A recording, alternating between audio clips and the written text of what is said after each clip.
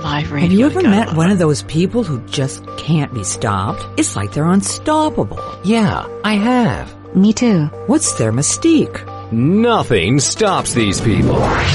Don't stop. Welcome to Mission Unstoppable with Coach Frankie Picasso. You're about to meet some of the most amazing people. Stop. Don't stop. They've accomplished their goals despite insurmountable odds. They beat adversity, physical hardship, and traumatic events, and emerged triumphantly. They're people just like you and me, and they're winners. Are you unstoppable? Here's Frankie to show you how. Well, hello there, and welcome to Mission Unstoppable. I am your host, Frankie Picasso, and I am so glad to have you here with me today. Well, before I begin the show, I think I need to give you guys a warning, okay? So you need to stand back a ways from your radio and your computer. Like, go back a little bit more and a little bit more, because Tonya Hofmann is here, and she's like a weather system. She's a full gale force, full of energy, and she's just possibly blow you right out of your seat. So you're going to want to just, hang back a little bit. Let me tell you about her. Tonya is the CEO and founder of the Public Speakers Association. She is the host of Tonya Hofmann's fabulous TV show.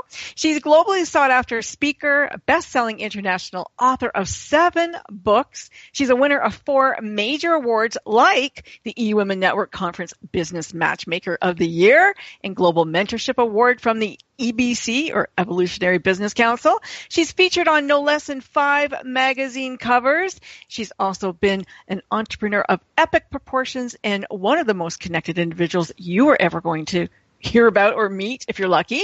Please meet Tonya Hofmann. Welcome. Hey, everybody. Yay, Tonya's in the house. I love it. I'm so impressed with myself. Oh, my gosh. Are you like, ooh, Right. where are my words? Oh, there they are. So, you know what I love about you? You've got 2 rules for people who want to hang with you. Why don't you tell us what they are? I love my rules because I love when I have to kick them out, because it's like so much fun.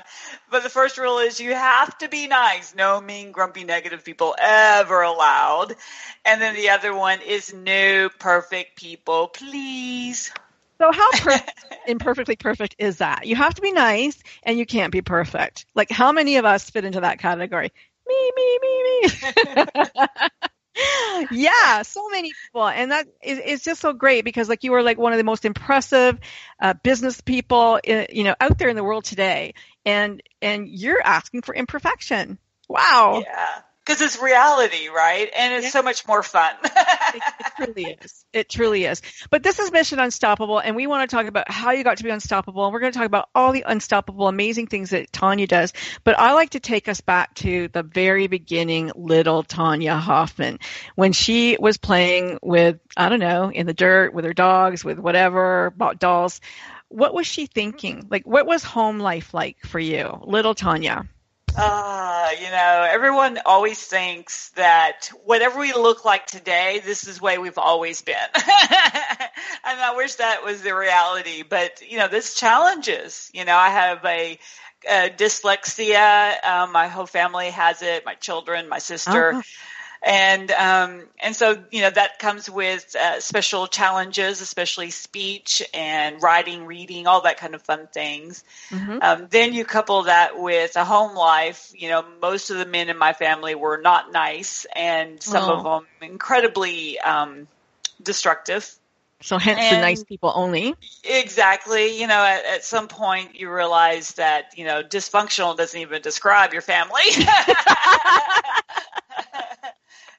But at some point, at some point you've got to look at it and go, okay, that was the past. Right.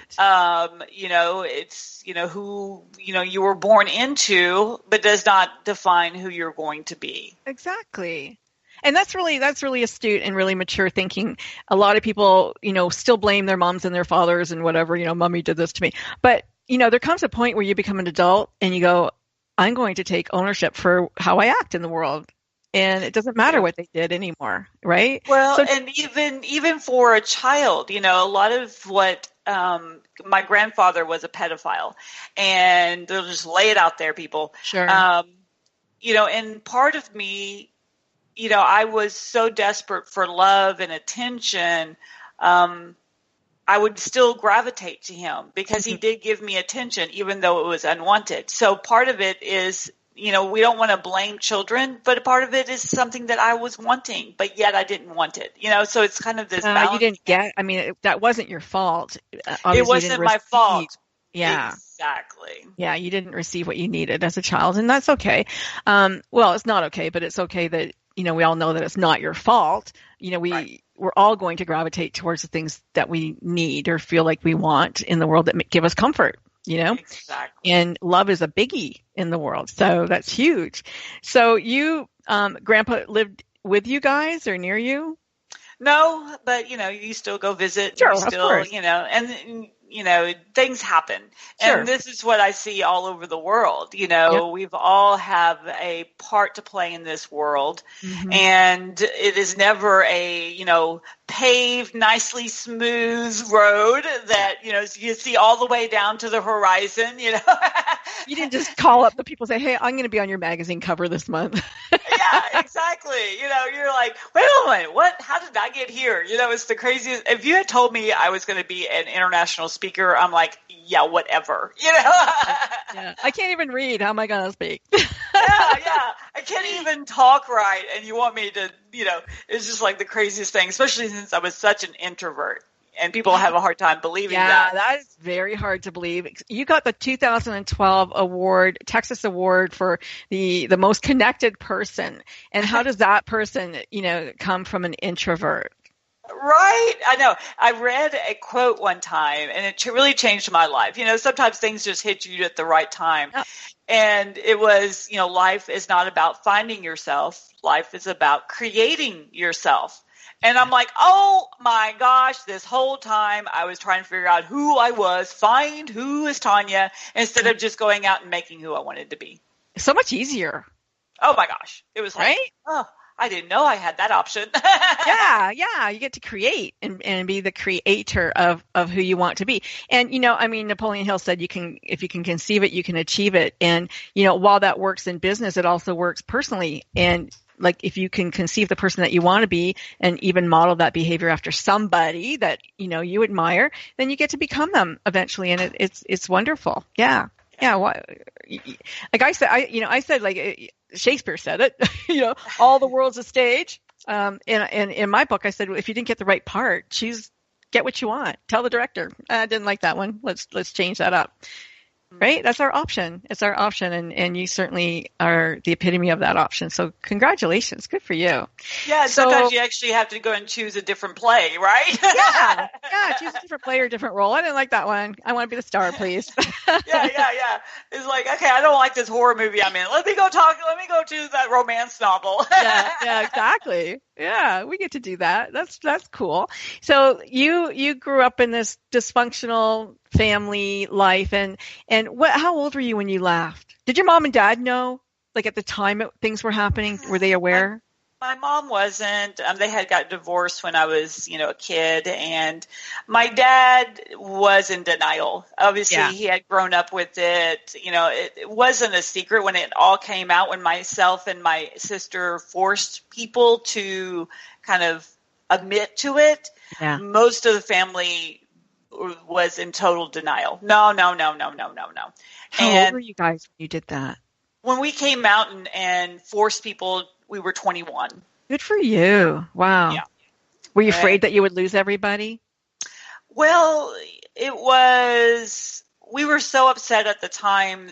It was like that moment of, we've got to make a change. We have got to bring this out. And it was kind of forced. He had just, did something to one of my cousins. And so it was all kind of coming out.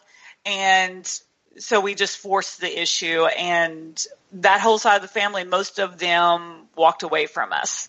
It was easier for them to deny it than to admit it and to do something about it. That's really brave, so congratulations to you for doing that, because that is like really a brave thing to do. And you know what? If they walked away, like you said in one of your speeches, I think, who needs them anyway, right? Focus on the people who do love you and do want you. Why focus on the ones that don't? Yeah, and can't? It's really hard for people to admit to something in their past that they don't want to admit to, because then they have to admit to what happened to them. They have to admit what they allowed to happen, right? And so I totally get it. Looking back, I understand why my grandmother stayed with him. I mean, she had never finished high school. She had never worked a day in her life. She only had, her children and stayed at home. So what was she going to do? Yeah. So the 21-year-old outed the family. And where did you go from there? Because I know what happened to you by the time you hit 25, but between 21 and 25, where did you go? What did you do? I went to college. I told my dad that my stepdad, when I was graduating from high school, of course, I tried to always make up for the things in my past by being the best little girl that I could possibly be, right? Mm-hmm. And I, honor student, oh my goodness. And so when it came to graduation, I was like, so what do I do with my life now? Do I go to college? What do I do? And my stepdad looked at me and he was like, you're a girl. Just go get married, have babies, and have someone support you. No. And I'm like, well, that didn't work for my aunts and my mother and my grandmother. So why would I do that?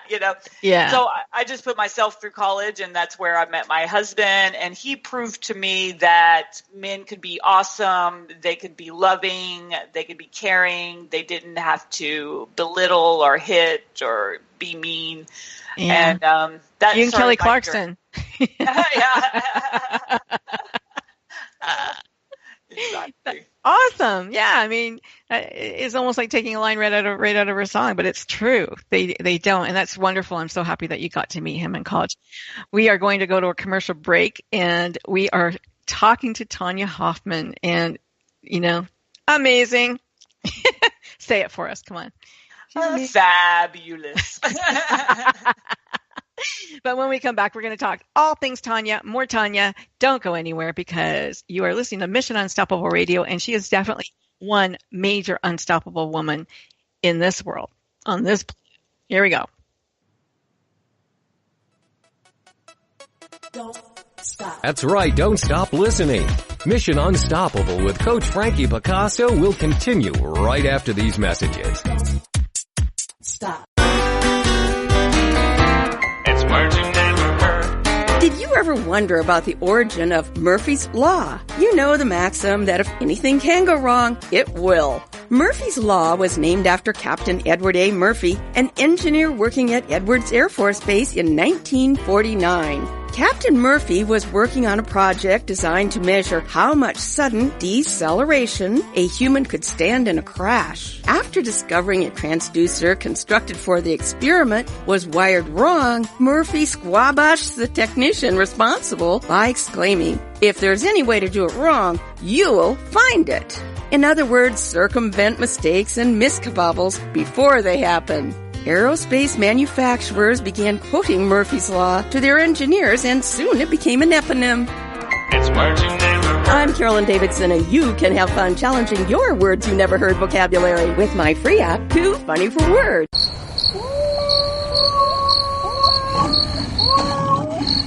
When the critters get restless here in the apple tree of weirdness, there's only one thing that calms them down. It's the sounds of astronetradio.com. It's the Fitness Minute with fitness expert Annette Hammond. Runners are frequently plagued with injuries, aches, and pains. Much of these injuries can be traced to how they are landing on their feet when they run. When a runner lands on their heels, it sends forces up to 3 times their weight through their body. In the journal Medicine and Science in Sports and Exercise, it was recently reported that runners who land on the ball of their foot are 40% less likely to have repetitive stress injuries than those who touch down heel first. When a runner lands on their forefoot, the impact is barely measurable. Shape Magazine says to land on the outer ball of your foot, behind the second to last and pinky toes. After the front of the foot hits, let your heel naturally touch down, then push off with your toes again to begin the next step. I'm Annette Hammond. If you're a fan of Fitness Minute, like us on Facebook at Fitness Minute with Annette Hammond.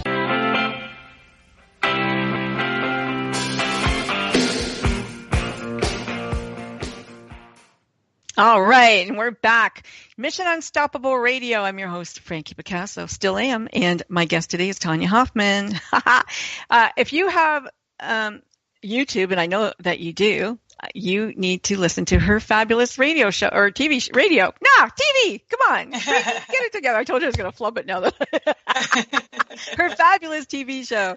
I was honored to be a guest one day, and it was so much fun. She's so good.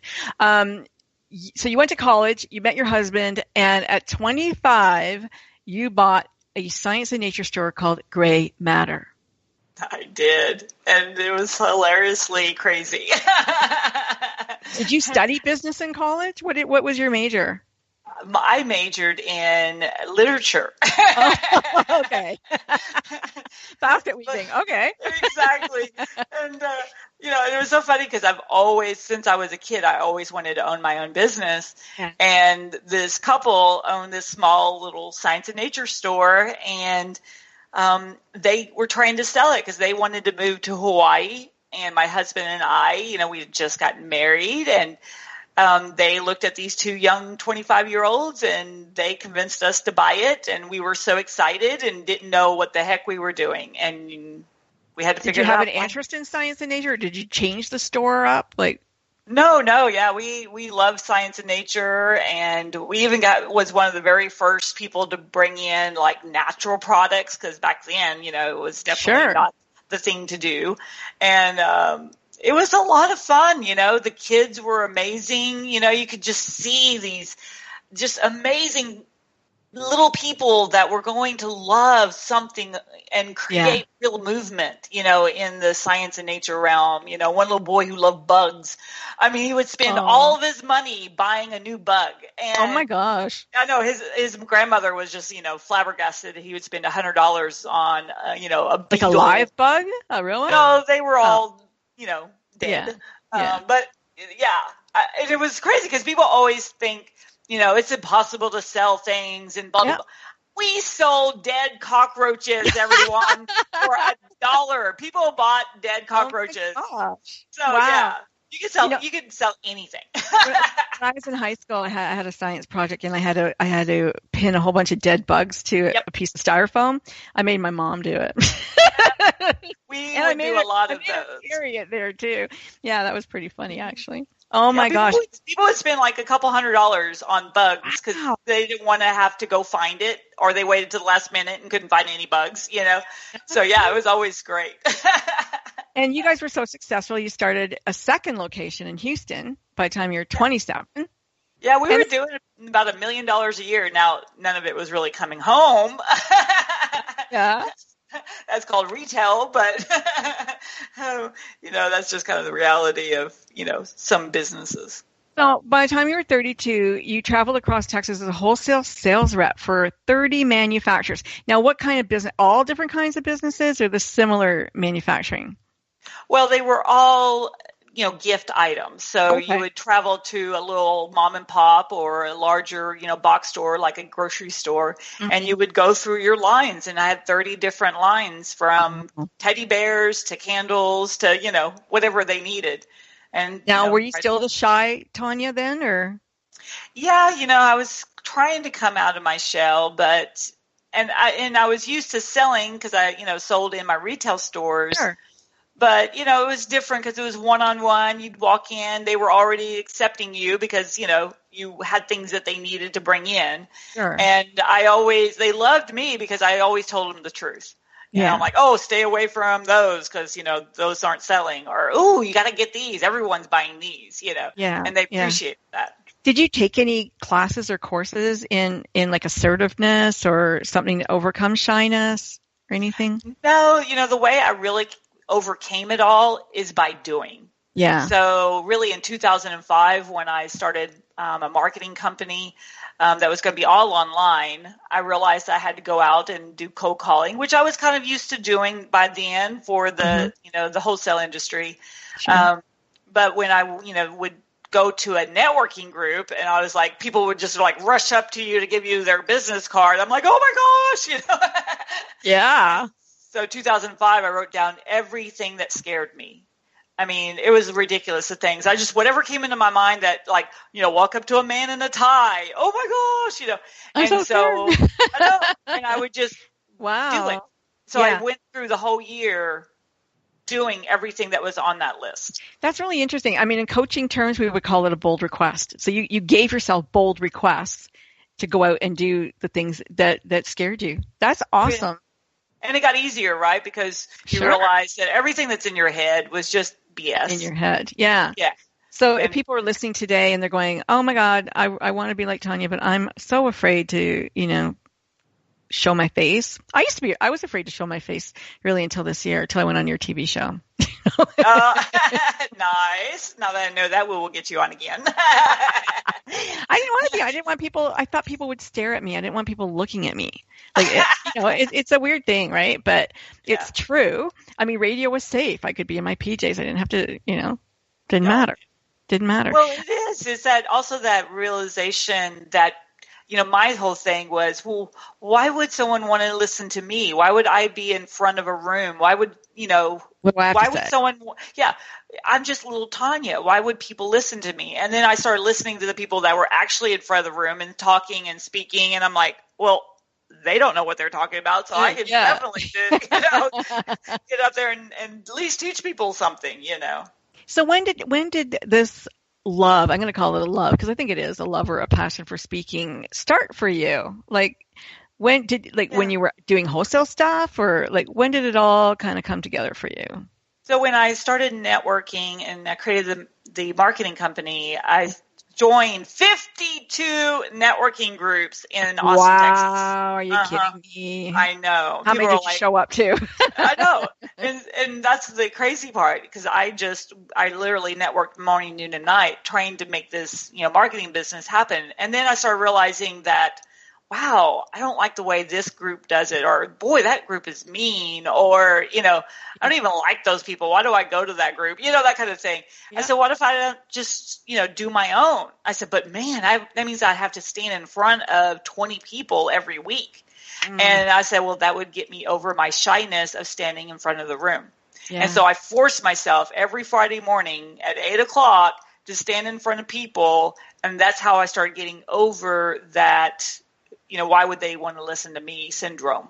Right. And then I turned that into a statewide networking group organization with 20 groups, and then sold it in 2011. So you can, whatever you set up yourself to do it big.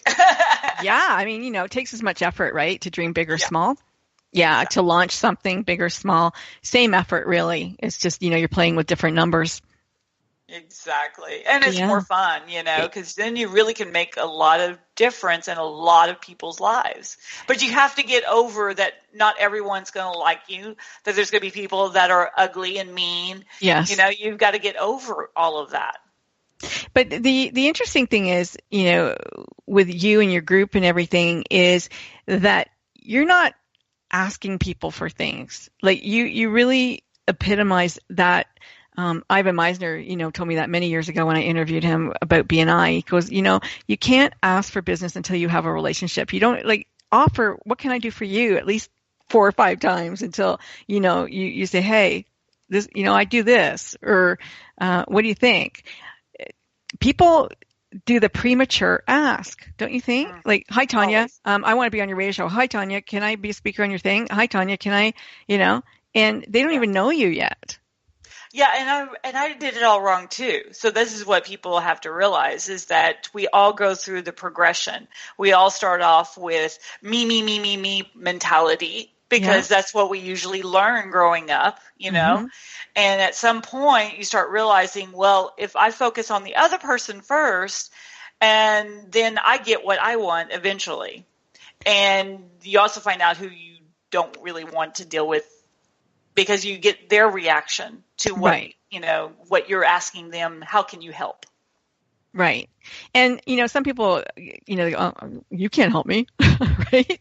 Or they think there's an ulterior motive, or they think something weird's going on. But really, when you offer to help people, it's a really gracious, beautiful thing. And you learn about them and what they're up to, and whether, like you said, if you want to be involved with that or not, or can be. But you're a connector, and you can connect them to other people. Well, and that's the point, is that a lot of times people are like, oh, Tonya, how can I help you? Because they're taught to do that, right? They're taught to say, how can I help you? But you have no idea. I don't know you. I don't know how you can help me. So the whole point is then you have to go at it with already knowing how you can help somebody. And a lot of times it's about listening to them. Close your mouth, open your ears, and then listen to what they actually have to tell you about them. That way you can figure out, oh, who can I connect them to? How can I really help them? Yeah. It's interesting. So who's teaching it wrong? Are they teaching it wrong in school? Like at college? Like where are they teaching this wrong? Like when you're 2 years old? I want. I think a lot of the speakers, are, especially those who talk about networking and how to connect with people. They're like, ask people, how you can help, which is really great. But the problem is nobody knows who you are and how you can really help them. So you have to figure out how to help people. And a lot of times people are like, well, I don't know how I can help people. That's the problem, is because you haven't really thought through, and really get to know somebody. You have to get to know people. You have to build relationships, open up your heart and really care about people. And I think that's where it's lacking nowadays, is everyone wants a transaction instead of a relationship. Yeah.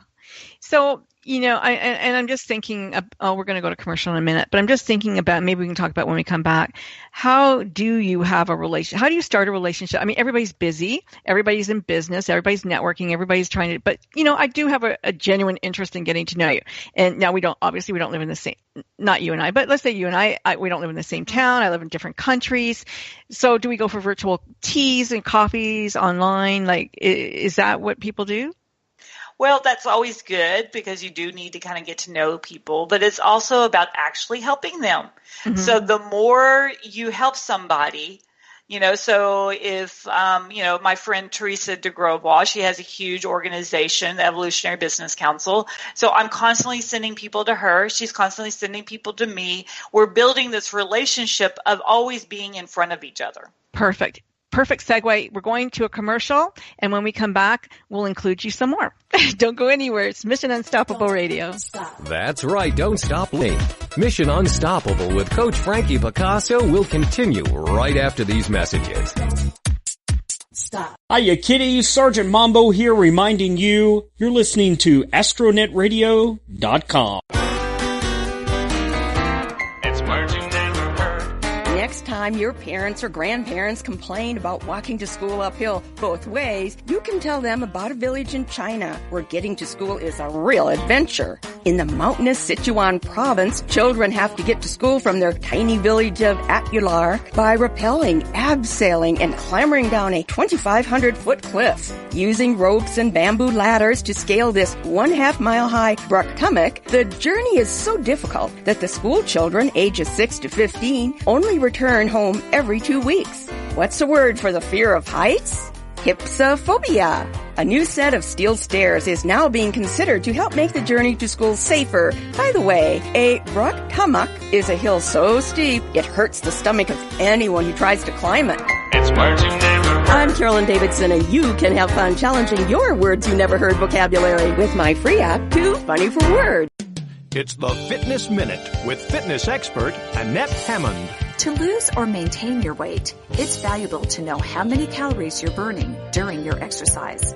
Discovery Health revealed the amount of calories that were approximately burned with these certain exercises. Of course, there are many factors such as your weight, age, speed, etc.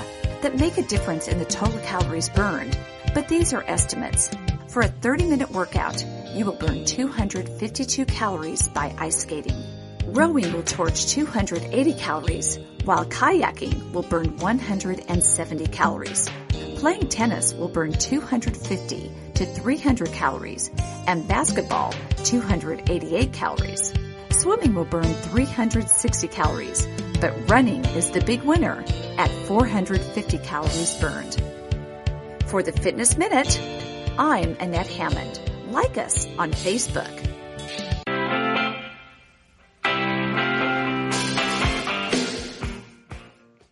It's Mission Unstoppable Radio. Tonya Hofmann is my guest today. I'm your host, Frankie Picasso, and you guys know who you are. You're our listeners, and we're so happy to have you.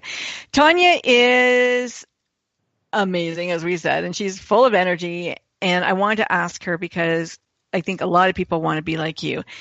Do you consciously get up in the morning and go, I am going to be positive today? Is that your natural state? Or is it something that you've consciously learned to maneuver into? Well, I gravitate to the negative, and most people do. Yeah, it's a big attraction, and I can easily go that direction. So I have forced myself not to. That's why I started surrounding myself with positive people. Movers and shakers and people with big visions, because I want to stay on that track and not go back into, that depression and woe is me and look what's happened, all that. So it's not, now it's a lot easier. It took me a while and I would just have to do this, stop, every time I would start thinking negative, I would have to just tell myself stop and try to look at the positive in things. And now things don't bother me as much, even when, my house was just destroyed by a water pipe bust. Oh, no. Yeah. And so it literally was raining in the inside of our house. Oh, jeez. The guys were all packing everything and taking everything out. And he comes out. He was so cute, a young little, he was like 18, 19 years old. Yeah. He goes, oh, my gosh, you really must be a motivational speaker, because he had all my books, that were so wet. And he was like, you must be, because you're so happy. And I'm like, really? I don't see that I'm happy right now, but I'm glad you think I am. I guess most people would be stomping around swearing or something. But, it's interesting. I'm like you. I like to surround myself with positive people, and I really do think that there's a lot of positivity in the world. And that's one reason I started, the Good Radio. But the more you hang out with positive people, and you travel a lot. I know that you do, and you meet a lot of people. Most people would say this world is going to hell in a handbasket. It's so depressing. It's so negative. But do you feel like we're even on the score of positive versus negative? Because I don't think a lot of people meet positive people, and I don't think they hear a lot about positivity. Well, because they're hanging around the wrong people. Yeah. The people that I go to, what they're doing is just amazing. The people that they're helping, the positiveness that's in this world. It is really life-changing. And if you can get involved, just go and hang out with someone who is starting a nonprofit and see what they're doing for people. Yeah. Be a part of people's amazingness, and you will see how generally nice most people in this world are, and how giving and caring, and then there's people who flub it up. Yeah. And you just get away from those people. Don't hang out with those people. Don't even interact with those people. If you get, and it's all your decision, right? If you get somebody who's being ugly to you, it's your decision what you're going to do about it. Yeah. I get an email and it's something ugly. I simply send an email back saying thanks. Yeah. Don't give them the ammunition. You don't engage. Yeah. Exactly. Don't engage, or just don't even respond, you know. You just simply disengage from the negativity. Don't listen to the radio. Don't listen to all the negativity out there, because a lot of it is spun that way. Yeah.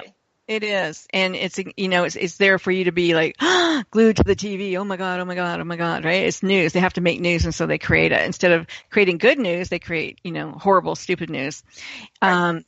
Which brings us to your Public Speakers Association, because I bet they're, with your rules, they have to be nice people and they have to be imperfect people. So I'm sure there's a lot of nice people hanging out there. As a matter of fact, one of them said to say hello to you today, and that was Craig DeBecky. He said, Tonya's going to be on your show. Please say hello to her for me. So I am. Yeah. Well, this is the crazy part of our lives, right? Yeah. Is that there's real opportunity for you to go and change somebody's life. So why aren't you stepping up? Yeah. Why aren't you making that your goal?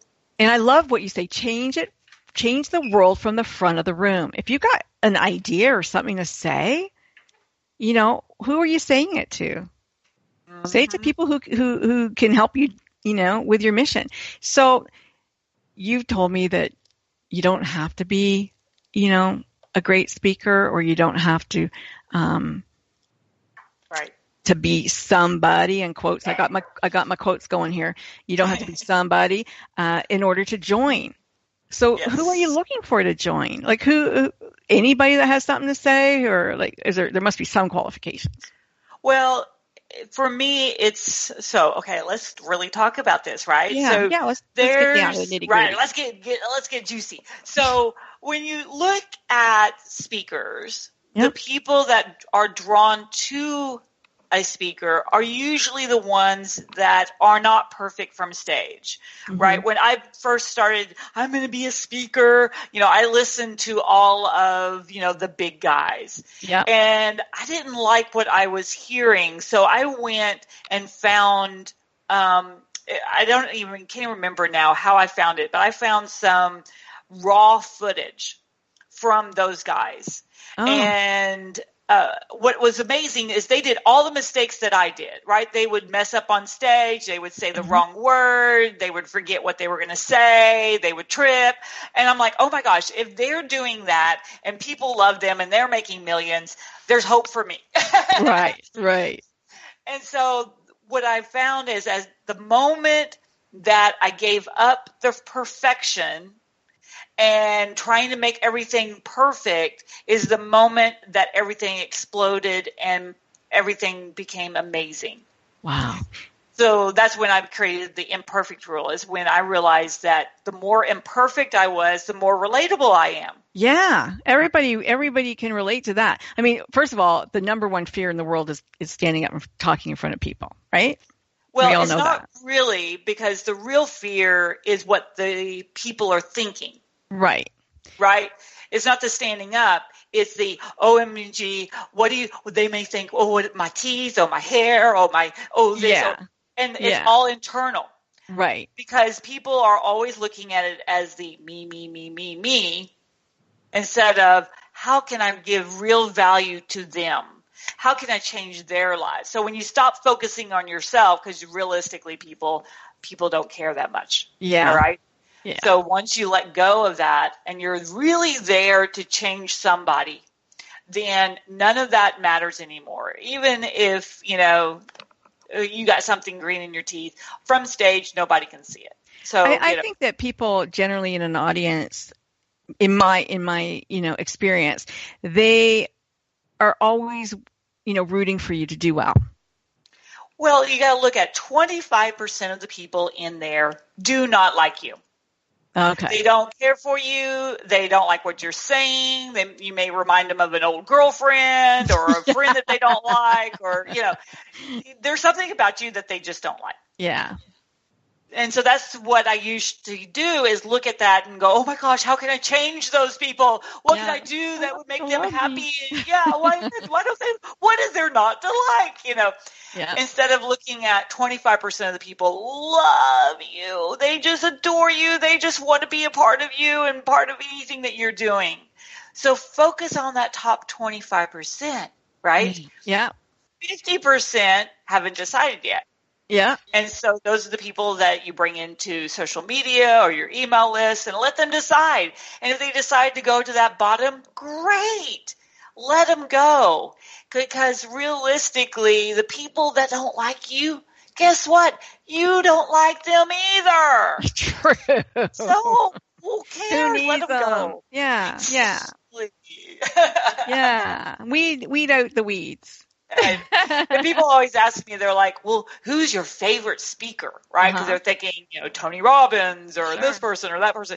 And I'm like, my favorite person was a lady who was on my virtual summit for the Public Speakers Association. So we do it every month. And she had never done a presentation before, ever. Oh, and wow. Her subject matter was really awesome. And I'm like, you have got to get on this summit. So she agreed. We put it on the calendar. And she called me every day trying to back out. Oh, my gosh. I love it. Good for you. Right. And so she showed up And I wasn't even sure if she was actually going to show up. What was her topic? I don't even remember now. Okay. It was good, though. And so she started, and the poor thing, I introduced her, and she started, and within 2 sentences, she started to hyperventilate. Oh, okay. And she grabbed her water, and she's like, excuse me, and nom, nom, nom, nom. And then she started again, and she did a couple more, and she would start to hyperventilate. And it was back and forth, the whole 25 minutes. Oh, my gosh. Now, normally, people on a show, especially a live show like that, drop off, Yeah. But out of the 25 people, probably about 20 of them stayed on. And I don't know if they were just there to root her on or if she was, they wanted to see the train wreck or what, right? Yeah, the train wreck. But they stayed on.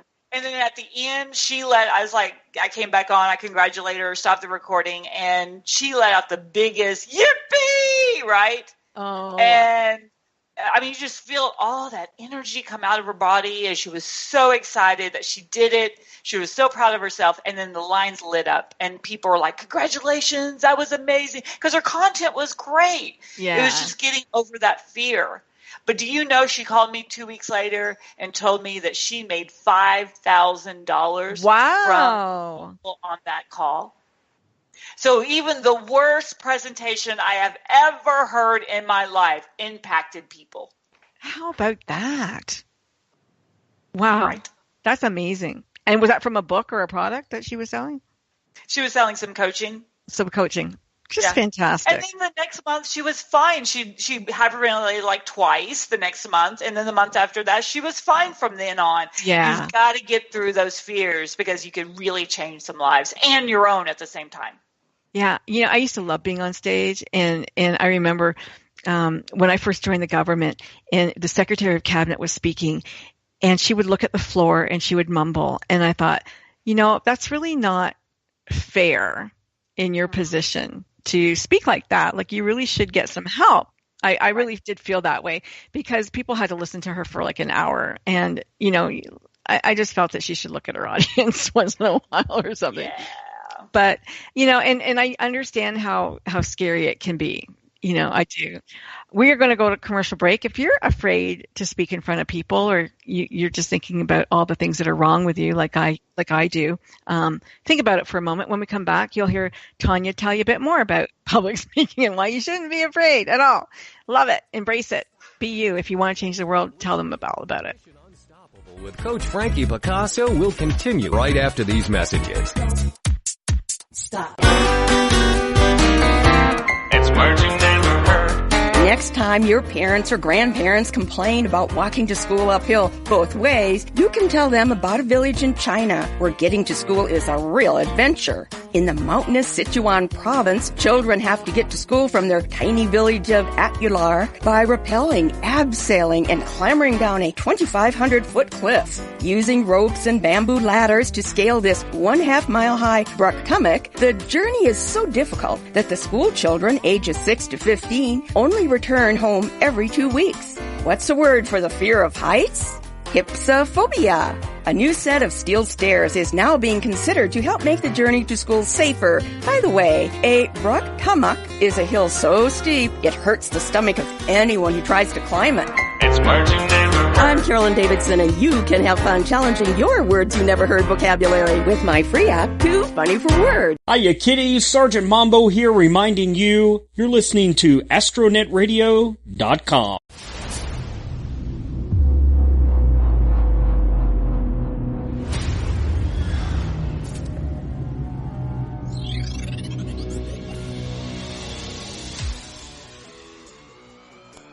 Welcome to the News of the Odd. Joined by the sternum, connected at the heart. These days, most Siamese twins have the option of attempting surgical separation at birth. But back in the early 1800s, there wasn't a choice for two guys born joined at the hip. Chang and Ing Bunker were the original sideshow Siamese twins, and they were actually joined at the sternum by a piece of cartilage. Their livers were fused together, but each organ worked independently. The Changs developed a killer business model, traveling the world to put themselves on exhibition. They finally settled down in North Carolina, of all places, and adopted the surname Bunker. They bought slaves, set up a farm, and even got married to two sisters born and raised in North Carolina. For a time, the twins and their wives all shared a bed made for four, but the sisters were prone to bickering, and soon 2 separate households were set up. The brothers would alternate 3 nights a week at each home, during which time they were apparently very busy. Chang's wife had 10 children, and Ing's wife had 11. The story of Chang and Ing's death is rather touching. Chang contracted pneumonia and died suddenly in his sleep. Rather than undergo an emergency separation from his dead brother, Ing stuck by Chang's side and passed away 3 hours after his brother.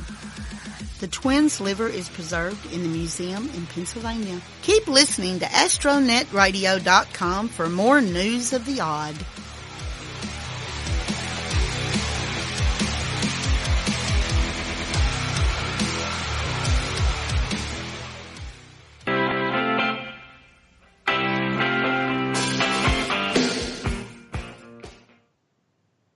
Okay, and we're back. We have Tonya Hofmann. We're in the last legs of our journey with her on her unstoppable mission here on Mission Unstoppable.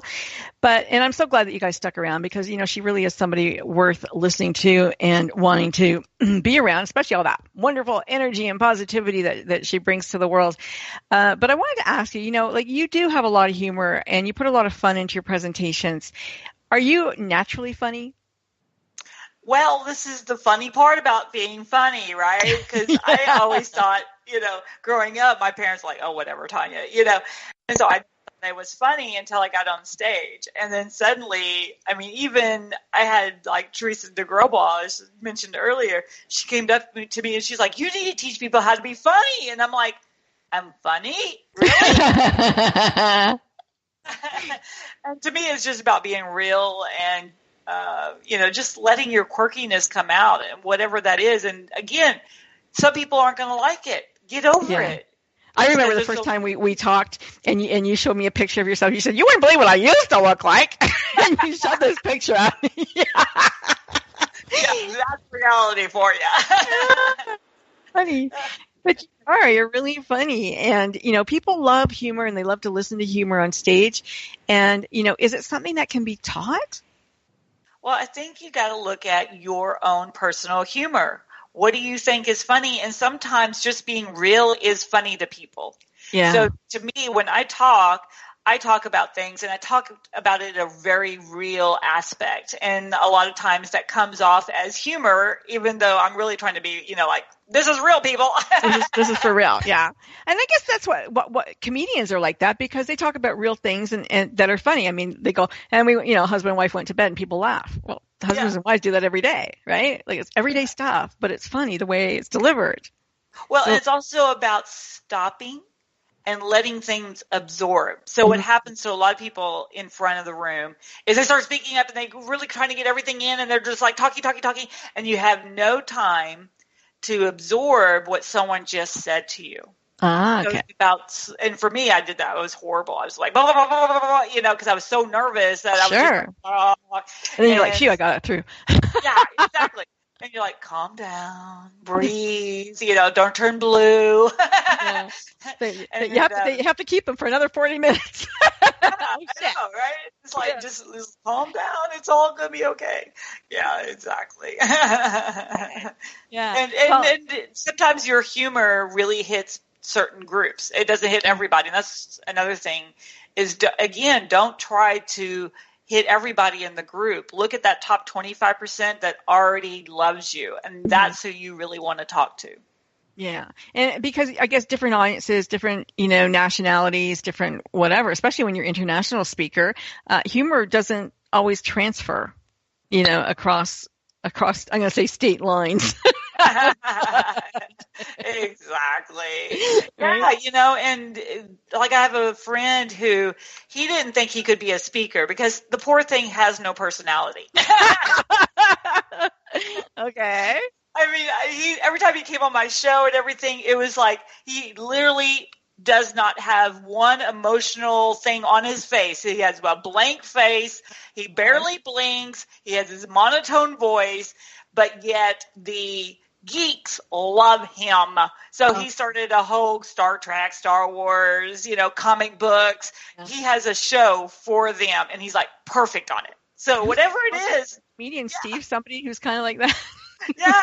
You just, go with it. That's hilarious. It does not have a personality whatsoever. Well, I want to talk about, your brag list for a moment. You've got your Yippee list. And, it's really wonderful because it just, when you have those days where you think, oh, I'm not doing anything in the world and people, they don't love me and I should just quit, which I'm sure you never have those days. But you can go to your Yippee list and look at all the great stuff that I've done, right? Look at it. Wow. I did this and this and this and this and this and this and this. And it's never ending. And look at all the other stuff I did. Yeah. It's so funny because when I was creating my website, which was crazy because last night it completely crashed on me. So I had to go and start working on it this morning, So, but I was looking at how can I show, yeah, right. I was like, how do I show people in my terms? And for me, I'm visual. I'm like, well, what if I put visuals of where I've spoken? And I, don't nearly update it enough, but, it gives people a sense of fun. And I think that's where I want people, if they have me come in to speak, I want to make sure that I connect with them and their audience. So if they want a very straight-laced person who's very professional, don't pick me because that's not who I am, and I don't want to not play that role. Exactly. Yeah, I hear you on that. Now, you believe in diversity and diversifying, and I mean, you got the Speakers Association, excuse me, and you've got a whole bunch of other stuff out there in the world, but you've also got it's Boundless now. It's called Boundless, and Boundless is you talk about diamonds and gold and all kind of chocolate. I hear you talk about it. What is it? Oh, well, you start looking at reality. And for most people, most entrepreneurs, they don't have a base income coming in. And I see this with coaches and speakers especially. So I wanted to find a vehicle that will allow them to bring money in on a consistent basis while they're actually going and doing the things that they want to do and give them massive exposure to national and international opportunities. And so for me, I don't like it when people put another plate to spin or put another ball in the air and try to juggle it. I try to Velcro it all together. And so that's why speaking works so well because it's a great marketing tool for their business. And then I bring in Boundless, which is a brand new network marketing company that we're launching across the U.S. And then we're going to be going into Canada and Vietnam and China and all these other places around the world next year, so that they have an opportunity to get in front of all of those. That's a massive list of people where we're all cross-promoting each other. We show our expertise on what we actually know a lot of. At the same time, we're promoting a product that is by far the best I've ever found. So we have all of these multiple things going on at the exact same time to give us maximum exposure. We could really change lives. And guess what, people? Make some money. Yeah, that sounds good. Right? So if you're listening and you want to be a part of Boundless, choice, call Tonya. Get in touch with her. Tonya, tell us how to get in touch with you. I would love for you to email me. My email is very simple, but you got to write it down. So it's Tonya, Tonya, at, now get ready for this one, Tonya, Tonya, and then this is the tricky part because my husband's family doesn't know how to spell their last name right. So it's Hofmann with one F, two N. So it's H-O-F like Frank, but one of them, M-A-N-N, so NancyNancy.com. Perfect. Tonya at TonyaHofmann.com. And you can go to www.TonyaHofmann.com website and Facebook and all of that. And if you want to go to the Speakers Association, you can do that. Look it up. You can find out there's a test there to see if you can be a speaker or should be, maybe. The publicspeakerassociation.com. You can go check that out. Now, there's one other thing I want to talk to you about, and well, maybe more, but what is Simply Attract? What is that? It's a brand new WordPress plugin that I created. I've had it up on my websites for a long time that I had made myself, and it works so good. But it helps people gamify their websites. So it simply creates an attraction to your website, because most people don't have a way for people to, why would they come to your website? So you put this little game on there, and you can do an assessment, or you could do it as a game, and people can actually filter themselves out. So you get rid of the people you don't want, and then draw in the people who will love you. So it's gamification for your website. And so you customize it, kind of? Total customization. Total customization. And who customizes it? Do I do it myself, or do you do it? We can definitely help you. It's very easy to use. So wow. And you came up with this yourself. That's amazing. I did. You find what people need and you make it. Well, that's what my dad always said. If you want to be an entrepreneur and you want to be very successful, just look at what is missing in the marketplace. Being a middleman is okay, but find out what's missing. What are they missing? And that's where, good things happen for you. And I think that's pretty good advice. So you are the last legs, of our journey here. We've only got another 2 minutes left. So let's talk about, what's next on Tonya's list. So you are developing an Asian conference for 2018 to go to Vietnam, Singapore, Hong Kong. Wow. To create leaders throughout the world. Look at you, Napoleon.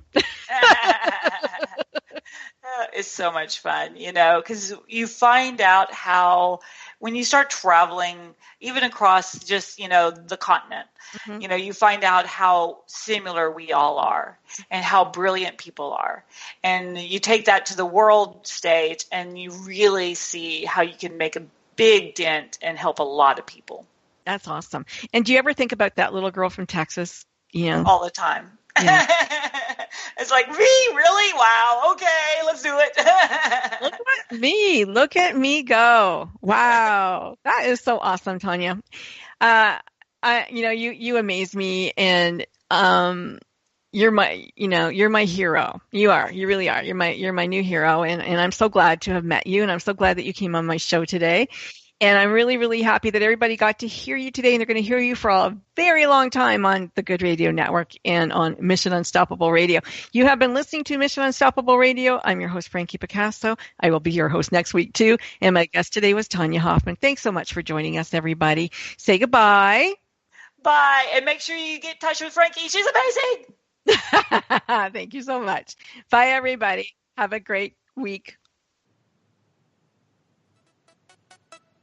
Don't stop. When the chips down, they didn't stop. Stories of people who, when the odds were against them, turned defeat into victory. You've been listening to Mission Unstoppable with Coach Frankie Picasso. See you next time, and always remember, don't stop.